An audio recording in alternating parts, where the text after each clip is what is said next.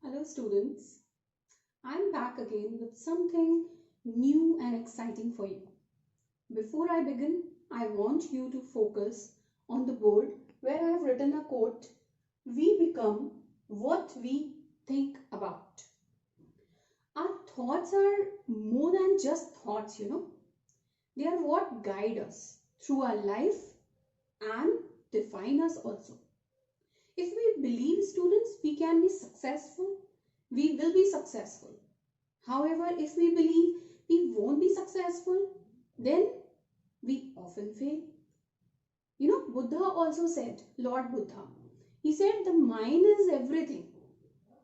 It's everything what you think you become. The lesson that I am going to take up today also deals with the same morale. Students, this story is divided into two parts.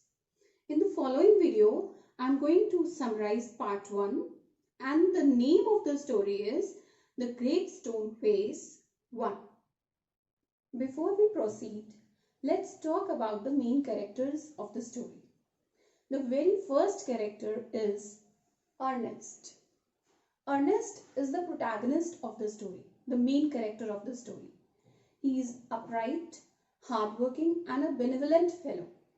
The next character is Ernest's mother. She's a loving woman who tells her son about an old story predicting that a child born in the valley below the great stone face will become the greatest person of his time. Then we have Mr. Gathergold. He is a wealthy merchant who is a native of the valley. Okay, after that we have the last character, Blood and Thunder. He is a great general who is a native of the valley. So let's begin. Okay, before we get into the story in detail, let's see who is the author. The Great Stone Face 1 or 2 is a short story published by Nathaniel Hawthorne in 1850. He was an American novelist and a short story writer.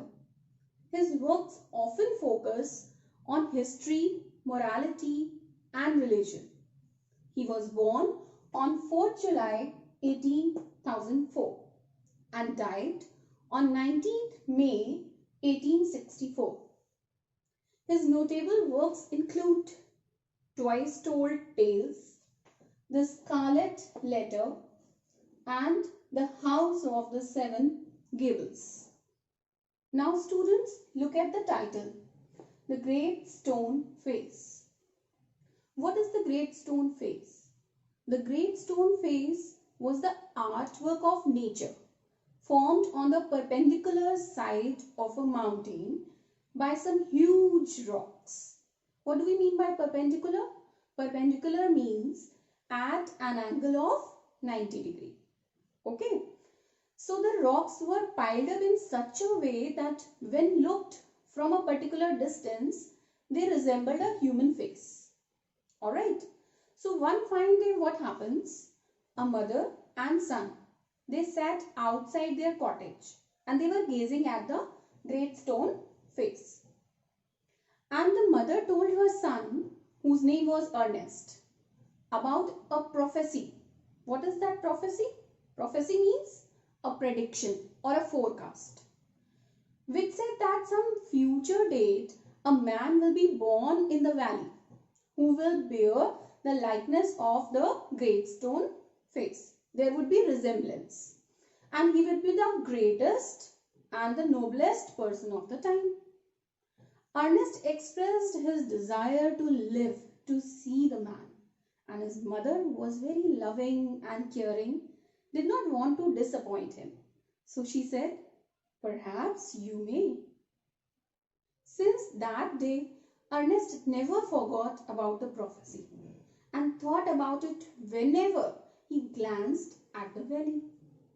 One fine day, a word spread across the town that a son of the valley, whose name was Gathergold, wanted to spend his last days in the native valley.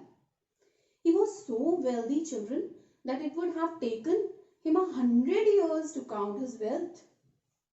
A rumor was spread that he is actually the man, the particular one who was being talked about in the prophecy. People were very excited to see him. Everyone except Ernest believed that Mr. Gathergold bore the likeness of the great stone face, because Ernest was unhappy seeing wrinkled shrewdness on his face. What is this shrewdness? It means cleverness.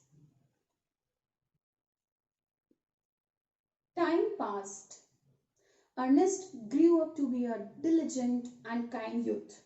Diligent means, children, very hardworking.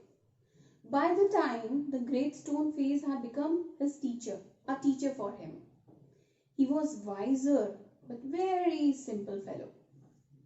Sometime later, what happened?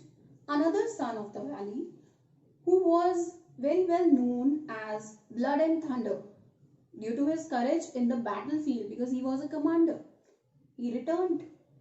Again, everyone got very excited and thrilled to meet him, thinking that he was the one they were waiting for. Everyone gathered to welcome him, including Ernest.